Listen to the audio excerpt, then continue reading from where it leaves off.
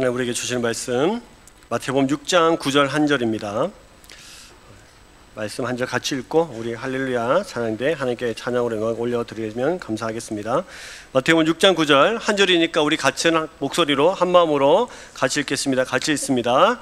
그러므로 너희는 이렇게 기도하라. 하늘에 계신 우리 아버지여, 이름이 거룩히 여김을 받으시오며. 아멘. 여러분 본문을 읽어서 아시겠지만 눈치채셨죠? 무슨 눈치냐면 이 부분이 주기도문 내용입니다. 주기도문은 누가복음 11장과 마태복음 5장에 이렇게 6장에 이렇게 등장을 하게 됩니다. 먼저 누가복음 11장에서 그 주기도문은 제자들이 예수님께 묻습니다. 예수님, 우리가 어떻게 기도해야 됩니까? 라고 묻습니다. 왜 누가복음 11장에서는 제자들이 예수님께 우리가 어떻게 기도해야 합니까?를 왜 물었냐면 그때 당시에 유대인들에게는 여러 가지 종파가 있었습니다. 첫 번째, 여러분 잘 아시는 부활을 믿지 않는 사두개파, 그리고 광야에서 경건한 생활을 하면서 메시아를 기다리는 순정파라고 이야기할 수 있는 에세네파, 그리고 전통 유대인, 율법을 최고다라고 하면서 율법을 지키지 않으면 다 구원받을 수 없다라고 말하는 율법을 목숨과 같이 지켰던 바리새파가 있었습니다. 그리고 무력으로 독립을 얻으려고 하는 무력결사대였던 열심당이라는 사람들도 있었습니다. 이들은 하나같이 비전과 사명이 서로 달랐습니다. 그래서 각 종파들은 자기 종파의 정체성과 비전을 기도문 속에 담았습니다. 즉 종파의 기도문은 오늘날로 말하자면 어떤 단체의 회칙이나 비전 선언문과 같은 성격을 지니는 것이죠. 그래서 예수님 당시에 유대인들은 로마의 식민지 아래에 있었기 때문에 한결같이 메시아가 오셔서 이 땅에 하나님 나라를 이루어 주실 것에 대한 소망을 다 가지고 있었습니다. 이것을 알고 있었던 예수님의 제자들도 예수님께 묻습니다. 주님, 우리의 비전은 뭡니까? 우리의 사명은 뭡니까? 우리는 무엇을 위해서 어떻게 살아가야 합니까? 라고 물으시는 것입니다. 그때 예수님께서 누가복음 11장에서는 주기도문을 가르쳐 주시면서 이렇게 기도하라 라고 말씀하십니다. 그런데 중요한 건 이렇게 기도하라고 말씀하시기 전에 불러라. 누구를 불러라? 아버지를 불러라. 그래서 아버지라고 부릅니다. 이것이 마태복음 6장에서 오늘 읽었던 본문으로 가보시면은 예수님께서 이렇게 말씀하시죠. 하늘에 계신 우리 아버지여 라고 이렇게 부릅니다. 이건 굉장히 중요합니다. 마태복음 5장, 6장, 7장을 산상수훈, 상상보훈이라고 합니다. 어렸을 때부터 많이 들었던 얘기입니다. 산상수훈은 산 위에서 말씀하셨던 빼어난 교훈, 삼산수훈, 그리고 산상보훈이라는 것은 산 위에서 말씀하시는 보와 같은 교훈을 상상보훈, 상상수훈이라고 합니다. 그 말씀이 마태복음 5장, 6장, 7장이 있어요. 오늘 읽었던 우리 본문은 마태복음 6장이 있습니다. 근데 6장에 이것이 이 주기도문에 나오는 이유가 있어요. 그래서 마태복음 5장부터 역추적해 봐야 되는데 마태복음 5장에 보시면 빛과 소금에 대한 그리스도인들의 사명에 대한 이야기가 나옵니다. 우리 그리스도의 사명이 뭐냐? 세상에서 빛과 소금으로 살아가야 합니다. 이것이 5장의 첫 번째 내용이고요.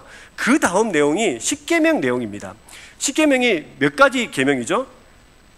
몇 가지 계명입니까? 10가지 계명이죠. 다 외우기 힘들죠. 그래서 하나님께서 두 가지로 줄여서 우리에게 말씀에 요약하면 곧 누구와 누구를 사랑하는 것입니까? 하나님 사랑, 이웃 사랑하는 것입니다. 빛과 소금의 삶을 살아가기 앞서서 너희들이 반드시 해야 될 것이 있는데 그것이 누구를 사랑하는 거예요? 하나님을 사랑하고 이웃을 사랑하는 것입니다. 하나님을 사랑하고 이웃을 사랑하지 못하면 빛과 소금의 삶을 살 수 있다 없다? 없다고 말씀하시는 거예요.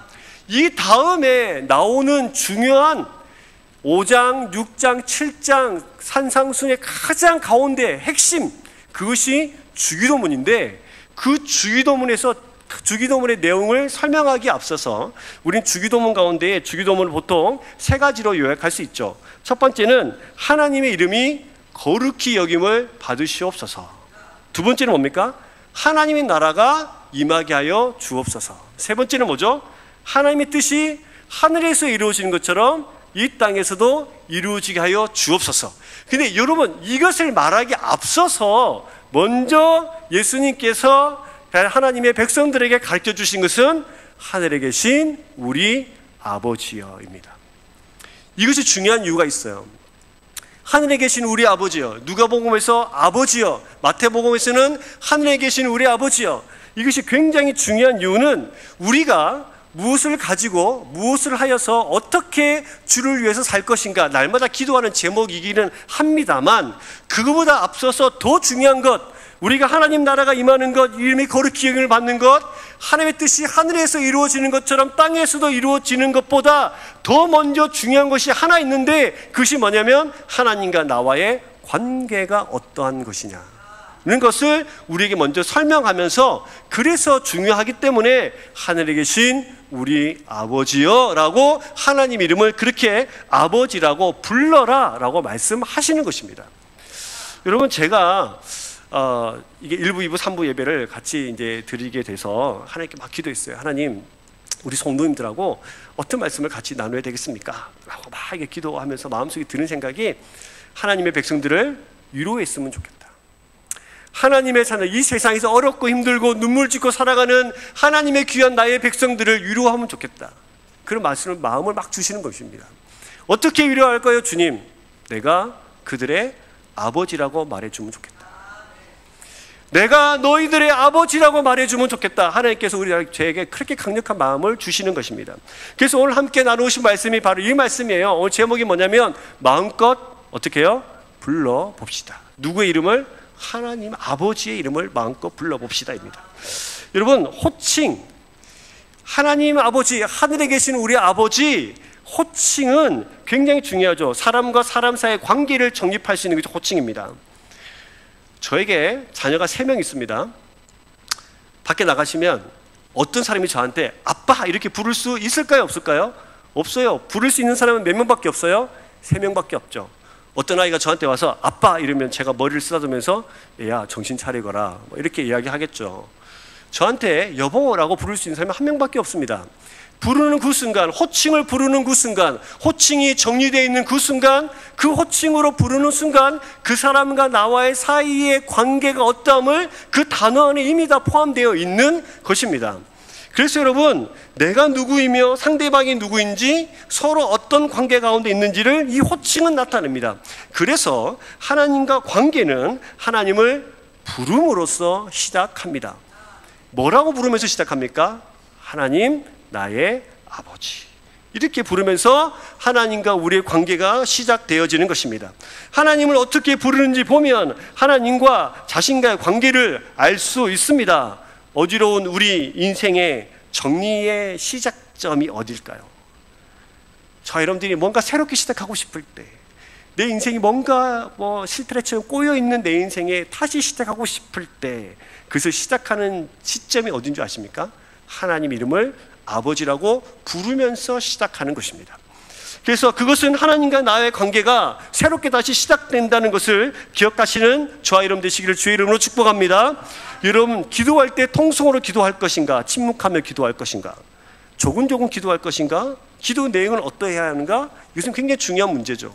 내가 하나님을 위해서 어떻게 살아가야 하는가? 굉장히 중요한 문제입니다. 하나님을 위해서 무엇을 할까? 어떻게 살 것인가? 어떻게 말씀으로 살 것인가? 이 모든 것에 굉장히 중요합니다만, 이 모든 것보다 앞서 있는 먼저 우리가 점검해야 할 것은 하나님이 나와 누구신가? 하나님이 나와 어떤 관계에 있는가? 하나님은 누구시고 나는 누구인가? 이것을 먼저 결정하는 것이, 정리하는 것이 우리에게 먼저라는 사실을 마태복음 6장과 누가복음 11장을 통해서, 주기도문을 통해서 하나님이 우리에게 가르쳐 주고 계신다라는 것이에요. 근데 우리가 아버지라고 부를 수 있는 그분은 어디에 계신다고 말하죠? 하늘에 계신 우리 아버지라고 말합니다. 하늘에 계신 우리 아버지. 하나님이 어디에 계시다는 것입니까? 하늘에 계시다는 거죠. 근데 여러분, 하나님은 지금 여기에는 안 계십니까? 계시죠? 근데 왜 하늘에 계신 우리 아버지라고 하나님을 하늘에 계시다고 표현했을까요? 하나님과 우리가 다르다는 거예요. 어떻게 다릅니까? 하나님은 스스로 계신 분이시고, 하나님은 창조주이시고, 하나님은 구원자이십니다. 무한하시고 크시고 영원하신 분이십니다. 전능하신 분이시고 전지하신 분이십니다. 근데 여러분, 저와 여러분들은 어떻습니까? 저와 여러분들은 한계가 많죠. 우리 하나님은 크시고 우리는 작습니다. 어떻게 작나요? 옆에 있는 사람도 잘 사랑할 수 없을 만큼 작습니다. 우리의 용서는 몇 번에 걸쳐서 하죠? 한 번. 그죠? 전에 내가 한 번 용서해 줬는데 다시는 그러지 말라고 했잖아. 왜 또 그래? 그래서 우리의 용서는 몇 번에 달려 있어요? 한 번이요, 한 번. 근데 하나님의 용서는 영원하십니다. 여러분 믿으십니까? 하나님은 그만큼 크십니다. 하나님은 전능하시고 크고 한계가 없으시고 시간과 공간을 초월하시는 분이십니다. 그러나 저와 여러분들은 늘 시간과 공간의 한계에 얽매여서 날마다 후퇴하고 날마다 늙어가는 몸을 가지고 있습니다. 얼마 전에 제가 어떤 결혼식에 갔는데 한 몇 년 만에 만난 아이들이 있었어요. 저를 딱 보면서 첫 번째 하는 말이 뭔지 아십니까? 목사님 많이 늙으셨네요. 이렇게. 제 상처받았어요. 거울을 보면서 제가 봤죠. 흰머리가 많이 났더라고요. 나도 이제 늙었구나. 여러분, 우리는 시간 공간을 초월할 수 있을까요? 없을까요? 없습니다. 반드시 늙어지게 되어 있고 주름살이 늘어가고 흰머리가 늘어가게 되어져 있습니다. 그런데 여러분, 이렇게 하나님과 우리가 다르고 하나님은 전능하시고 전지하시고 모든 것이 뛰어나신 유일하신 구원자이신 그분이 한계 많고 욕심 많고 용서해봤자 한 번을 넘어갈 수 없는 그런 작고 작은 저희들에게 뭐라고 말씀하시냐면 나를 뭐라고 불러라? 아버지라고 불러라. 여러분, 이것이 복음입니다. 이것이 은혜입니다. 우리가 어떻게 하나님을 아버지라고 부를 수 있습니까? 어떻게 시간과 공간을 초월하시면서 하늘과 땅에 온전히 동시에 그리고 온 세상에 함께 공존하시면서 임재하시는 그분과 우리가 어떻게 하나가 될 수 있고 그분을 아버지라고 우리가 부를 수 있습니까? 한 개뿐인 인간이 모든 관계가 좋다고 할지라도 하나님과 관계가 깨어지면 실패자가 됩니다. 그래서 우리는 어디 신경을 써야 되나요? 하나님과 우리의 관계에 신경을 쓰셔야 됩니다. 우리가 하나님과 누군가, 그것이 먼저라는 거예요. 이것이 너무너무 중요한 것을 우리 하나님께서 아셨기 때문에 예수님을 통하여서 먼저 우리에게 가르쳐 주신 것입니다. 하늘에 계신 우리 아버지여, 그렇게 불러라. 여러분, 불신자들은 하나님을 아버지라고 부를 수 있을까요? 없을까요? 없습니다. 절대로 부를 수 없습니다. 왜요? 믿어지지가 않거든요. 믿을 수 없는데 어떻게 부릅니까? 믿어지지가 않는데 어떻게 부를 수 있습니까? 감히 하나님을 친밀하게 아버지여 라고 부를 수 없습니다. 믿지 않는 자들은 하나님을 아버지라고 부르는 것을 꿈도 꾸지 못합니다. 그러나 여러분, 저와 여러분들에게 허락하여 주신 이 놀랍고 놀라운 복음, 하나님을 아버지라고 부를 수 있는 이 현실은 저와 여러분들에게 놀라운 혁명과 같은 놀라운 변화의 사건이라는 사실을 믿으시기를 주의 이름으로 축복합니다. 옆에 있는 분들에게 한번 축복하시면서 저를 따라서 하겠습니다. 하나님이 예쁘게 하십시오. 네. 째려보지 마시고요. 다시 저를 따라 하십시오. 하나님이 당신과 나의 아버지가 되십니다. 한 번 더 저를 따라 하십시오. 자기 가슴에 손을 얹고 하나님이 나를 아버지라 부르도록 허락하셨습니다. 할렐루야. 하나님이 우리를 하나님께를 향하여서 아버지라 부를 수 있도록 허락하신 은혜가 저와 여러분들에게 크고 또 크다는 사실을 믿으시기를 주의 이름으로 축복합니다. 아버지 예수님께서 직접 하나님을 또 아버지라고 부르셨어요. 하나님 아버지. 예수님께서 하나님을 향하여서 하나님을 아버지라고 부르는 순간 유대인들 귀에는 충격이었습니다. 왜냐? 이상한 사람 하나가 나타나서 자기가 하나님의 아들이라고 말하는 것은, 하나님을 아버지라고 부르는 것은 곧 자기가 하나님이라고 말하는 것과 똑같았기 때문이에요. 그래서 유대인들은 예수님을 십자가에 못 박혀 죽인 것입니다. 예수님은 그러나 끊임없이 말씀하셨습니다. 나는 독생자다.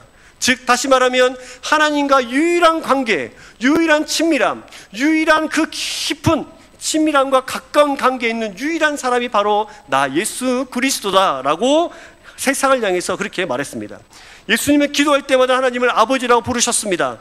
예수님을 하나님을 친밀한 아버지로 부르면서 기도하신 분은 예수님이 처음이셨습니다. 그런데 더 놀라운 것은 이제 저와 여러분들에게 예수님만을 부를 수 있었던 그 하나님을 아버지라 부르는 그 은혜를 저와 여러분들에게 나누어 주시면서 하나님을 아버지라고 불러서 그 친밀한 교제 속으로 들어가도록 저와 여러분들을 부르시고 계시다는 사실에 여러분 정말 큰 힘과 위로를 얻기를 주의 이름으로 축복합니다.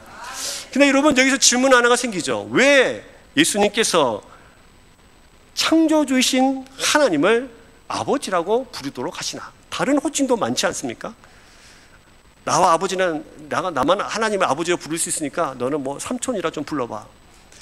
너는 뭐 이렇게 다른 이름으로 형님이라고 불러봐. 뭐 이렇게 하셔도 되는데 왜 아버지라고 부르도록 그 단어를 정확하게 찝어서 우리에게 말씀하시나는 거예요. 자, 갈라디아서 4장 6절에 보시면 이 말씀이 굉장히 정확하게 설명이 되어 있습니다. 자, 갈라디아서 4장 6절 말씀 우리 한 목소리로 같이 읽어보겠습니다. 시작. 너희가 아들임으로 하나님이 그 아들의 영을 우리 마음 가운데 보내사 아바 아버지라 부르게 하셨느니라. 할렐루야. 네, 예수님이 십자가에 돌아가실 때 죄목 중에 하나가 신성모독이에요. 즉 자신이 하나님과 동격이라고 말했다는 것입니다. 유대인들은 감히 사실 하나님 이름을 부를 수가 없었죠.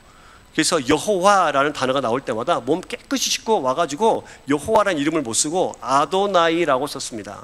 근데 예수님께서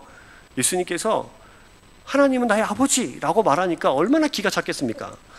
그런데 이 예수님은 하나님을 아버지라 부른 것을 서슴지 않으시면서 우리에게도 하나님을 아버지라고 불러라 라고 말하는데 그 이유가 어디냐면 그만 읽었던 갈라디아서 4장 6절 말씀처럼 너희가 뭐이므로? 아들이므로.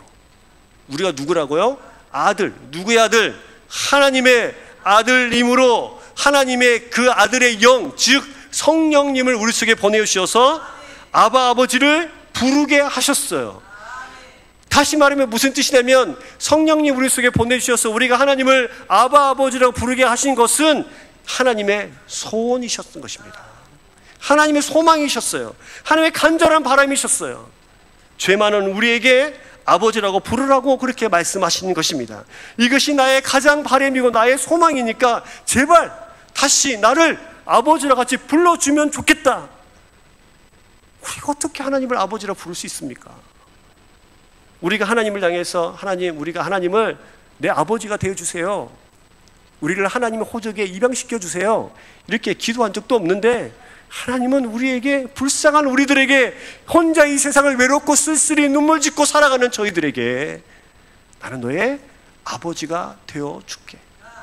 제발 이것이 나의 소망이고 소원이니까 내 아들 예수 그리스도 그리고 성령님까지 너희 속에 보내주어서 그렇게 고백하게 할 테니까 나를 아버지라고 불러주면 좋겠다. 이렇게 말하는 거죠. 우리는 예수님을 믿을 때 한 개 오해하는 것이 있습니다. 그것이 뭡니까? 하나님은 우리를 어떤 굴복시키는, 우리를 종처럼 부리는 하나님으로 이해하는 그런 오해를 하신 분들이 많이 계십니다. 근데 여러분, 하나님의 직접적인 목적은 우리를 아들 삼는 것입니다. 종이 아니라 아들과 딸로 삼으시겠다는 것입니다. 종이 아니라 하나님 말을 듣지 않으면 무조건 혼나고 매맞는 그런 종이 아니라 하나님과 깊은 관계를 가져서 그 관계 속에서 모든 문제를 하나님 앞에 내어 맡기면서 그 문제를 해결하는 사람으로, 우리 염려와 근심과 걱정을 하나님께 맡기는 사람으로 그렇게 우리를 삼아 주시겠다고 말씀하시는 것입니다.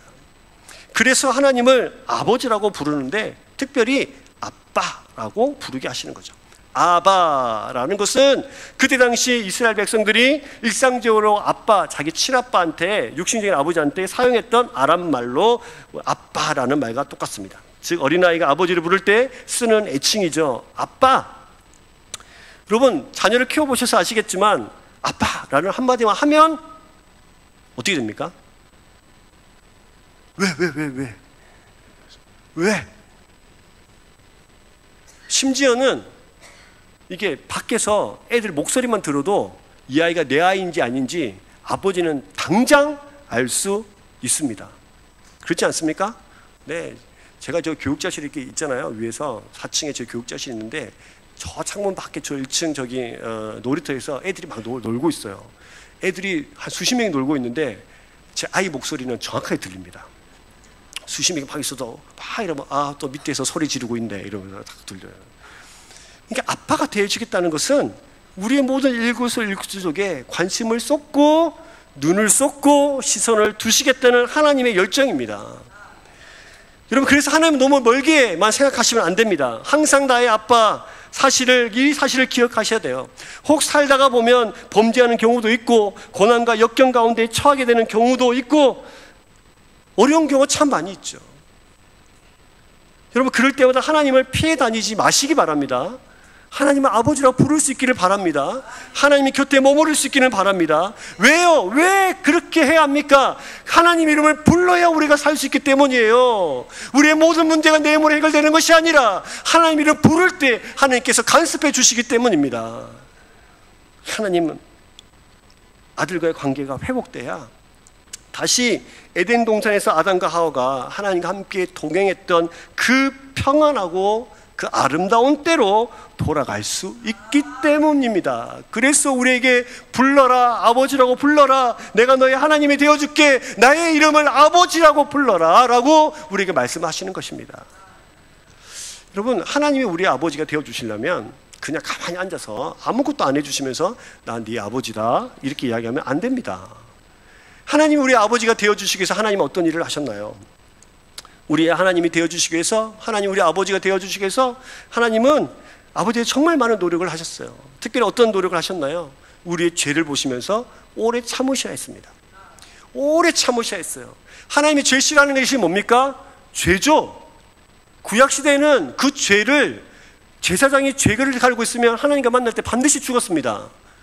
근데 저와 여러분들을 끊임없이 오래 참으시면서 살려주시면서까지 그 죄에 대한 대가를 예수 그리스도로 대신해 주시기까지 우리를 오래 참으셔서 기다리시는 분이 우리 하나님이십니다. 불순종으로 죄를 올육진 우리의 인생들을 예수 그리스도의 보혈의 피로 눈보다 더 이 시기에 씻으셔야 됐던 분이 우리 하나님이십니다. 그 이 모든 열정으로 이 모든 일들을 행하시면서 다 행해 주시면서 하시면서 우리를 향해서 나는 너의 아버지다 이렇게 말씀하시는 것이에요. 여러분, 이 하나님의 마음, 이 하나님의 음성, 하늘에 계신 나의 아버지, 우리의 아버지라고 부르게 하신 그 하나님의 마음과 음성이 여러분 심장 가운데에 새겨줄 수 있기를 주의 이름으로 축복합니다. 여러분, 그렇다면 하나님 우리에게 하나님을 불러라고 하셨어요. 아버지라고 불러라 하셨어요. 여기서 질문 하나가 또 생기죠. 왜 우리는 그러면 하나님을 아버지라고 불러야 될까? 유대인들에게 하나의 문제가 있었습니다. 마태복음은 1차적으로 유대인들에게 쓴 겁니다. 유대인의 관점으로 마태복음을 읽으면 정확합니다. 유대인들은 하나님을 아버지라고 불러본 적이 없습니다.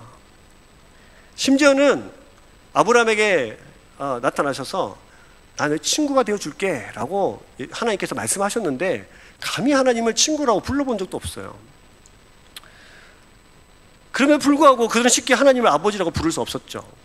왜 유대인들은 하나님을 아버지라고 부를 수 없었을까요? 그것은 하나님이 사실 자기들한테는 너무너무 두려운 하나님이셨기 때문이에요. 두려워, 무서워. 감히 누구도 하나님을 아버지라고 부를 수 없었다는 뜻입니다. 하나님을 너무 두려웠습니다. 실상 세상의 모든 사람이 하나님을 아버지 사실 불러야 됩니다. 왜냐하면 하나님께서 저와 여러분들을 창조하신 것을 믿으십니까? 만드신 거 믿으십니까? 그럼 당연히 하나님을 아버지로 불러야 하는데 이스라엘 백성들, 유대인들은 하나님을 아버지라고 부를 수 없었어요. 자신들을 지으신 것도 고백했지만, 만드신 것도 고백했지만 하나님을 아버지라고 부를 수 없었습니다. 하나님 아버지처럼 신뢰하고, 아버지처럼 친근하고, 아버지처럼 대하고, 아버지처럼 뒹굴고, 아버지처럼 함께 밥 먹고, 아버지처럼 함께 관계하고, 아버지처럼 부르고, 아버지처럼 누리어야 하는 것인데 그 하나님을 두려워서 부를 수 없었습니다. 왜 두려워서 부를 수 없었을까요? 죄 때문이에요. 죄 때문이에요. 죄와 하나님의 거룩이 만나면 반드시 죄가 불탑니다. 반드시 죄가 소멸당합니다. 하나님 너무 거룩하신 분이시라서. 그래서 하나님을 아버지라고 부르지도 못하고 누리지도 못했는데 그렇게 살았던 거예요. 이것이 죄가 주는 권세입니다. 죄와 불순종은 이런 하나님과 관계를 상실하게 만듭니다. 에덴 동산에서 하나님과 아담과 하와가 같이 동산을 거닐면서 하나님과 너무너무 즐겁고 행복한 때를 보냈어요. 그래서 그 동산의 이름이 에덴입니다. 에덴은 히브리 말로 하면 에덴, 그것을 한글로 풀이하면 기쁨이란 뜻이에요. 그래서 그 동산의 이름을 우리나라 말로 하면 무슨 동산이 되죠? 기쁨의 동산이 돼요. 왜 기쁨의 동산이 됩니까? 하나님과 교제했거든요. 하나님과 만났거든요. 하나님과 관계가 있었거든요. 하나님과 아담과 하와 사이에 아무런 장벽도 없었거든요. 그래서 그것이 즐거웠고 기쁨의 동산이 될 수 있었던 것입니다. 근데 그 사이에 뭐가 끼었어요? 죄가 끼었어. 죄가 끼어서 하나님과 우리 사이를 막아놔서 그 관계를 끊어버렸습니다. 그래서 더 이상 사람들이 두려워서 하나님의 거룩하신 앞에 나아가고 싶으나 나아갈 수 없었고, 하나님을, 유대인들은, 이스라엘 백성들은 하나님을 아버지라고 부를 수 없었던 것이에요. 그런데 여러분, 중요한 것, 이제 예수님께서 발벗고 나서셔서 우리에게 하나님을 뭐라고 불러라? 아버지라고 불러라. 뭐가 변했다는 거죠? 하나님과 우리 사이에 있는 죄의 문제를 해결했다는 뜻입니다. 하나님과 우리 사이에 갈라놓는 그 죄의 문제를 해결했다는 뜻이라서 이제 누구든지 예수 그리스도를 믿는 자들에게는 하나님의 자녀되는 권세를 주셨다라고 설명하고 있는 것입니다. 오늘 주기도문 앞쪽에 우리가 지금 계속 보고 있는 하늘에 계신, 그게 뭐예요? 누구 아버지예요? 우리 아버지예요. 우리는 이스라엘 백성들이 생각할 때는 자신들이 한정되어 있었겠죠. 유대인들 생각해서는 우리만 구원받은 사람이라고 생각했겠죠. 아니요, 이제는요, 이 세상 온 모든 사람들이, 주 예수 그리스도를 믿는 모든 사람들이 우리라는 단어에 포함돼서 누구든지 하나님을 아버지라고 부를 수 있게 되었습니다. 예수님을 믿는 자라면 상한 자나 병든 자나 가난한 자나 부한 자나 잘난 자나 못난 자나 어떤 사람 아무 상관없이, 남자와 여자나 노약자나 어린이나 아무 상관없이 주 예수를 부르기만 하면 이제 하나님이 우리의 아버지가 되어 주시는 것입니다. 예수님을 믿으면 하나님 관계가 이렇게 회복되어지는 거예요. 하나님을 아버지라고 부르게 됩니다. 하나님을 아버지로 누리게 됩니다. 과거에 죄를 씻지 못했던 유대인들은 하나님이 두려워서 하나님이 아버지임에도 불구하고 부를 수 없었지만, 이제는 그 어떤 누구라도 하나님 이름을 믿을 때 그 죄를 씻고 하나님을 아버지라고 부를 수 있게 되었다라는 것입니다. 여러분, 이것이 여러분의 가슴을 뛰게 하는 하나님의 귀한 복음의 말씀이 되기를 주의 이름으로 축복합니다. 여러분, 더 이상 하나님과 우리 사이가 휘장이 없어요. 더 이상 하나님과 우리 사이에 아무런 간격이 없어요. 더 이상 가리워지지 않고요, 활짝 열려 있습니다. 아버지 품으로 달려가는 어린아이처럼 아빠 하면서 하나님께로 달려갈 수 있습니다. 죄의 문제가 있다면 반드시 하나님은 진노하시죠. 그러나 우리에게 그 진노하신 무서운 아버지로 보여지는 것을 하나님은 싫어하십니다. 그래서 하나님은 한없이 부드럽고 온화하시고 온유하신 하나님이시기 때문에 십자가에 예수 그리스도를 못 박아 죽이면서까지 우리 죄를 용서하시고 사하신 분이십니다. 그래서 여러분, 우리는 누구의 이름을 불러야 합니까? 하나님의 이름을 불러야 됩니다. 어떻게 불러야 합니까? 아버지로 부르셔야 돼요. 많이 부르셔야 되고, 시마다 때마다 부르셔야 돼요. 눈물 짓고 힘들고 어려운 일이 있을 때마다 부르셔야 돼요. 기쁜 일이 있을 때도 부르셔야 돼요. 하나님 아버지, 하나님 아버지. 이제 우리는 하나님을 아버지라 부를 때 소멸하시는 불로 만나는 것이 아니라 용서하시는 아버지로 만날 수 있습니다. 우리에게 좋은 것 주시는 아버지로 만날 수 있습니다. 하나를 달라 하면 몇 개를 주세요? 2개, 3개 주시는 하나님. 철부지같이 지금 나에게 필요한 것만 달라고 때릴 수 있는 어린아이 같은 우리에게 앞으로 필요한 모든 것을 아시고 채워가시는 그 하나님을 아버지로 모실 수 있기를 주의 이름으로 축복합니다. 그래서 하나님과 우리의 관계가 바로 거기에 있는 거예요. 친밀함. 여러분, 하나님과 친하십니까? 하나님과 친밀하십니까? 여러분, 그것이 회복되어지지 않으면 절대로 세상에서 하나님의 말씀으로 살아갈 수 없습니다. 그것이 회복되어지지 않으면 절대로 세상에서 주를 위해서 살아가는 것은 불가능합니다. 내가 말씀을 위해서 말씀 가지고 세상을 살겠다? 먼저 여러분, 하나님 앞에 무릎을 꿇고 먼저 하나님과 나의 관계를 점검하시면서 이 관계의 회복에 먼저 여러분들의 온 목숨을 내어놓는 저와 여러분 되시기를 주의 이름으로 축복합니다. 여러분, 그렇다면 여러분, 이제 하나님께서 아버지라 부르라 허락하셨고, 하나님을 부르라고 이제 우리도 어떻게 하면 불러야 되는지 알 것 같은데, 하나님 이름을 부르면 우리에게 도대체 이제 어떤 일이 벌어지는 것입니까? 어떤 일이 벌어집니까요? 하나님은 여러분들 하나님 아버지라고 부르는 순간 이제 하나님은 우리의 인생을 돌보아 주십니다. 부모의 가장 큰 역할이 뭡니까? 자식을 낳아 기르는 거죠. 여러분 다 자식 낳아 길러 보셨죠? 여기 결혼 안 하신 분들 계신데 자식을 낳아서 길러 보면 압니다. 네, 압니다. 저희 아버지가 저한테 맨날 이러셨어요. 제가 맨날 다치고 다니니까 저희 아버지가 놀라운 축복 하나를 해주셨는데 너는 너랑 똑같은 아들을 낳아라 이렇게 축복 하나를 해주시더라고요. 그래서 제가 저희 집 애들을 볼 때마다 아버지의 말씀이 맨날 생각이 나요. 한 번씩. 그래 막 그런 생각이 나죠. 그만큼 아이들을 기르기가 힘이 듭니다. 우리 아버지가 되어주신다는 것은, 우리가 하나님의 아버지라고 부른다는 것은 우리의 필요한 모든 것을 공급해 주실 뿐만 아니라 우리를 보호해 주신다는 겁니다. 하나님의 아버지가 되신다는 것은 하나님이 우리 성도들의 필요를 공급해 주시며 성도들을 보호해 주시는데, 부모는 어린 자식을 이렇게 안아주거나 업어주면서 양육하죠. 근데 여러분, 우리가 영원토록 이 아이들을 업어주거나 안아주면서 키우나요? 하나님께서 어떻게 우리를 돌보아 주시는가를 성경에는 기가 막히고 정확하게 기록해 놨어요. 이것이 어디냐면 신명기 1장 30절과 31절에 보시면 여러분 이 말씀이 굉장히 정확하게 되어 있습니다. 자, 말씀을 한번 띄워주시고 함께 이 말씀을 같이 읽습니다. 시작. 너희보다 먼저 가시는 너희 하나님 여호와께서 애굽에서 너희를 위하여 너희 목전에서 모든 일을 행하신 것 같이 이제도 너희를 위하여 싸우실 것이며, 광야에서도 너희가 당하였거니와 사람이 자기 아들을 안는 것 같이 너희 하나님 여호와께서 너희가 걸어온 길에서 너희를 안으사 이곳까지 이르게 하셨느니라. 여러분, 이 말씀이 모세가 한 말이거든요. 모세가 언제 이 말을 했냐면 광야 40년 동안 출애굽 이후에 돌아다니다가 이제 가나안 땅을 지척에 두고 요단강을 건너면 가나안 땅에 들어가게 되어지는데, 가나안 땅에 들어가기 직전에 온 이스라엘 백성들을 모아놓고 40년 동안 우리가 어떻게 살아왔는가를 정리하면서 한 말이 신명기 말씀이에요. 뭐라고 말하면 너희보다 어떻게 가신다? 먼저 가셨다. 먼저. 누가요? 하나님 아버지께서요. 저와 여러분보다 먼저 앞서 가시는 분이 우리 하나님인 줄 믿으시길 바랍니다.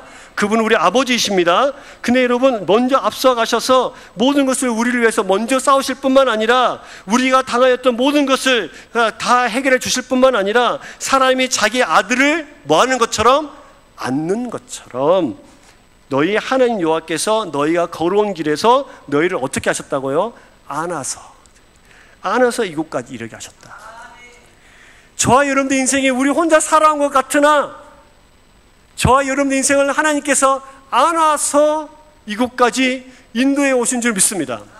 그렇다면 여러분, 여러분이 더욱더 하나님의 이름을 아버지라고 부르기 시작하면 하나님께서 여러분들 더 안으시고 빼앗기지 않는 그 넓은 품으로 우리를 안아주셔서 절대로 사단이 하나님 품에서 우리를 빼앗으지 가지 못할 것을 믿으시길 소망합니다. 우리를 안아서 그렇게 가시는 거예요. 하나님 우리 영원토록 우리를 안아주시는 것입니다. 이사야서 46장 3절과 4절에 보시면 이렇게 돼 있어요. 한 번 더 같이 읽습니다.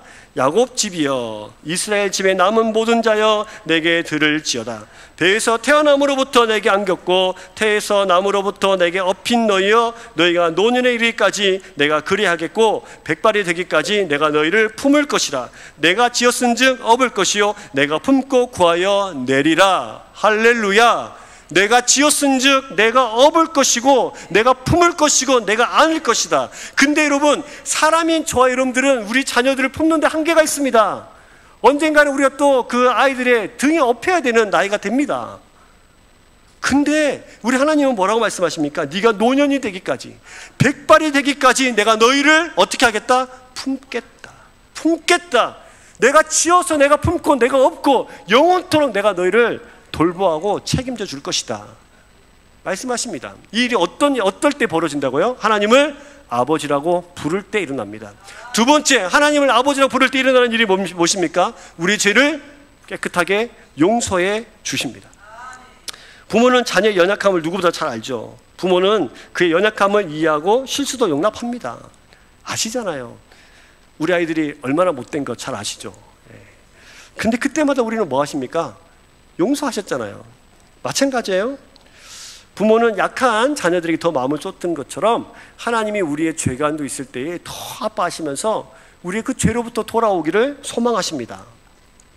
이 이야기를 성경에 탕자의 비유에서 아주 정확하게 하나님은 마음을 우리에게 전달해 놓으십니다. 탕자의 비유 아시죠? 탕자가 아버지한테 가서 아버지 재산 줘 주십시오, 이렇게 말했어요.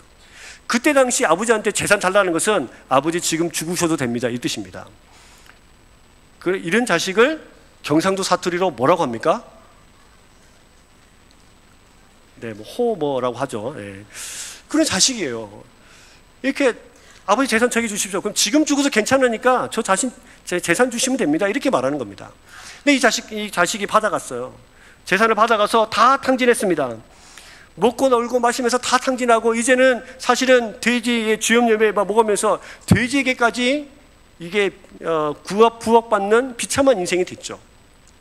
그럼에도 불구하고 이 아이가 다시 아버지에게 돌아갑니다. 아버지, 내가 세상에서 살아보니까 아버지 품만큼 편안한 곳이 없습니다. 내가 세상에서 살아보니까 아버지 안에 있는 것처럼 평안할 데가 없습니다, 이러면서 돌아오는 거예요. 근데 저 같으면 뭐라 그럽니까? 야, 돈 받아갈 때는 언제고 다시 오냐? 오지 마라. 호적을 파버릴까? 막 이러면서 막 이러겠죠. 근데 여기서 말하는 신약성경에 등장하는 이 탕자의 아버지는 아무 말 하지 않고 오히려 이 아이를 벗은발로 달려가서 안아주시면서 뭐를 열죠? 잔치를 열어요. 이 아이가 돌아왔다, 나에게로 돌아왔다. 그래서 하나님께로 돌아온 모든 백성들을 아버지라 부르는 모든 자들에게 하나님께서 뭐 하십니까? 용서하시는 것이에요. 그래서 여러분, 성도는 때때로 죄의 유혹이 넘어갈 때가 있어요. 그렇잖아요. 우리는 완벽하지 않습니다. 죄의 유혹에서 넘어질 때도 있고 쓰러질 때도 있습니다. 우리의 죄가 회개하면 미쁘시고 우로우신 하나님이 우리 죄를 사하시고 우리의 모든 불의에서 깨끗게 하시는 분이십니다. 그 하나님의 우리를 향하여서 아버지라 불러라. 내가 네 아버지 되어줄게. 죄를 가지고 오기만 하면 된다. 나는 너의 죄를 사할 권세도 있고 그것을 없이 해줄 능력도 있고, 그러나 그것을 묻지 않는 오래 참음의 마음도 나한테는 있다라고 말씀하시는 것입니다. 세 번째로 여러분, 하나님을 아버지라고 부르는 순간 우리에게 어떤 일이 벌어질까요? 하나님 아버지로서 우리의 모든 필요를 채워주시는 분이십니다. 하늘에 계신 우리 아버지는 우리가 구하기 전에 우리가 필요한 모든 것을